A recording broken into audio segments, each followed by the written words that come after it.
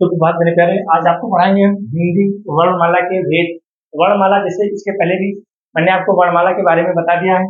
जो वर्णों का क्रमबद्ध समूह होता है वो हमारी क्या है, हिंदी वर्णमाला है।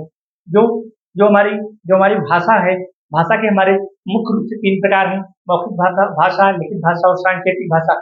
फिर वहां से हमारा क्या आता है, वर्ण आता है। वहां से जो हमारा वर्ण शुरू होता है राजभाषा के बाद, जो हमारा व्याकरण शुरू होता है, राष्ट्रभाषा, राजभाषा, फिर बोली, फिर लिपि, फिर उसके बाद व्याकरण आता है। व्याकरण में मैंने आपको बता दिया है, व्याकरण में 2 उपसर्ग का प्रयोग हुआ है, इसको भी नोट करना, वी धन आ, वी धन आ। व्याकरण शब्द में 2 उपसर्ग का प्रयोग हुआ, वी और आ, ये दोनों उपसर्ग हैं। और इसके बाद हमारा आता है वर्णमाला, अर्थात वर्णों का क्रमबद्ध समूह में हमारी क्या है, वर्णमाला है।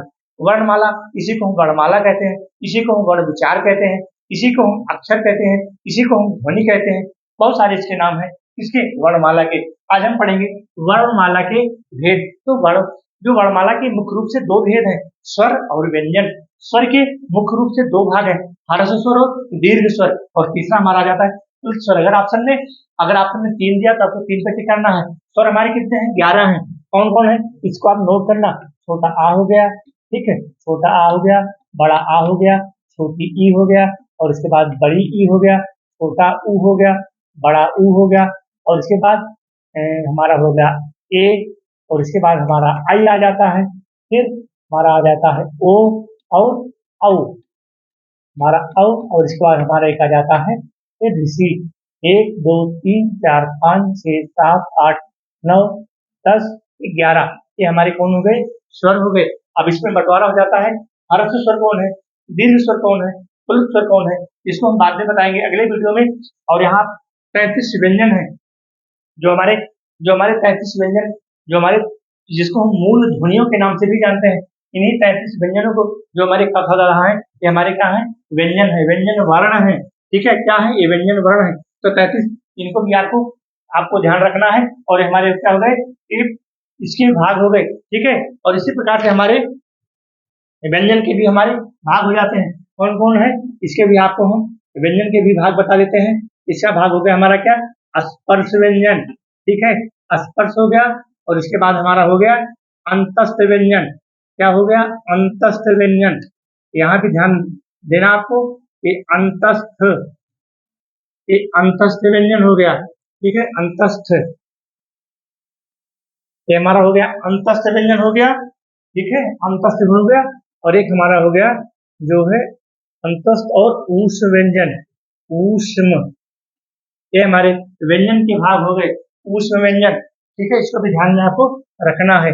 ठीक है, इसका पहला भाग हो गया, ये दूसरा हो गया, और तीसरा हो गया कौन, ये हमारे स्वर के मुख्य रूप से 2 भाग हो गए, ह्रस्व दीर्घ, और ये तो एक क्लास में है प्लुत। और यहाँ भी व्यंजन के स्पर्श व्यंजन, अंतस्थ व्यंजन और ऊष्म व्यंजन।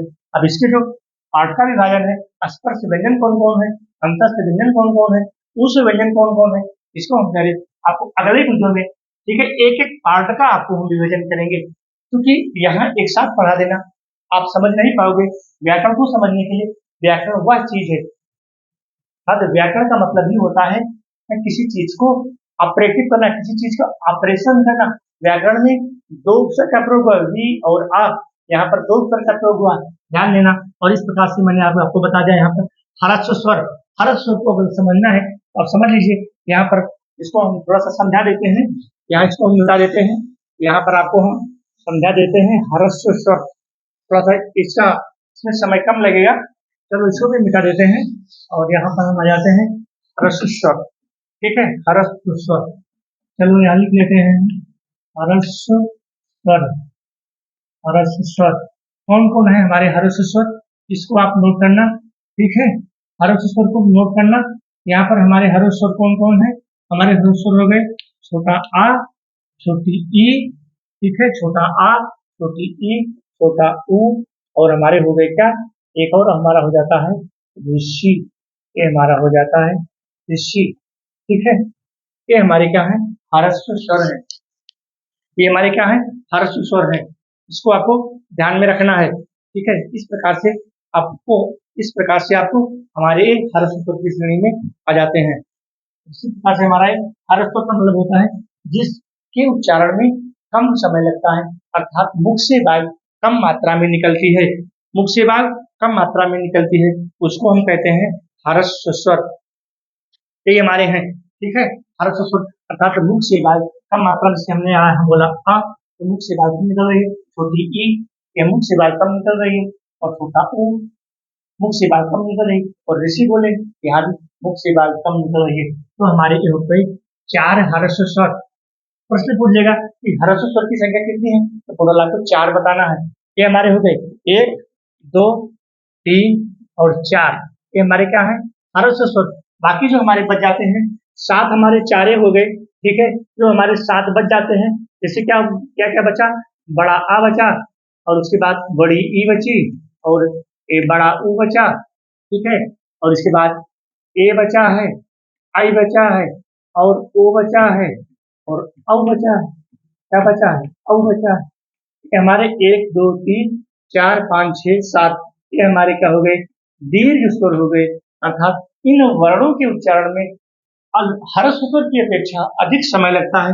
अगर इसको हम तोड़ेंगे तो ये 2 भाग में, ये 2 अक्षर में टूटेगा, आ धन आ में टूटेगा। इसीलिए इसीलिए इसको कहा जाता है सजातीय स्वर।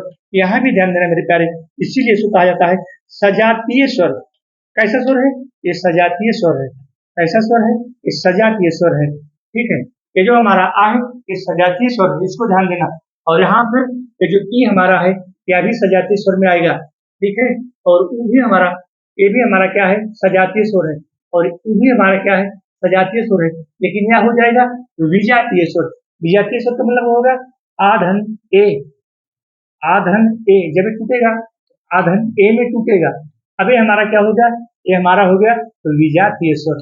कैसा स्वर हो गया, विजातीय स्वर हो गया, विजातीय स्वर हो गया। इसको भी आपको ध्यान देना है। यहाँ पर पूछ लेगा दीर्घ स्वर की संख्या तो 7 है ही, दीर्घ स्वर की संख्या तो 7 है ही, इसमें से इन 7 में से कौन सजातीय स्वर है, कौन विजातीय स्वर है। अर्थात ये जो ये अलग हो गया, ये आ अलग हो गया, ये अलग हो गया, ये हमारा कौन हो गया विजातीय स्वर हो गया, ठीक है। इस प्रकार से भी आपको इसको ध्यान देना है। ये हमारा हो गया ह्रस्व स्वर, और ये हमारा हो गया दीर्घ स्वर। अगर हमारा अच्छा लगे तो लाइक सब्सक्राइब जरूर करना, ताकि जो इसका जो विस्तृत रूप है अगले वीडियो में हम आपको पढ़ाएंगे।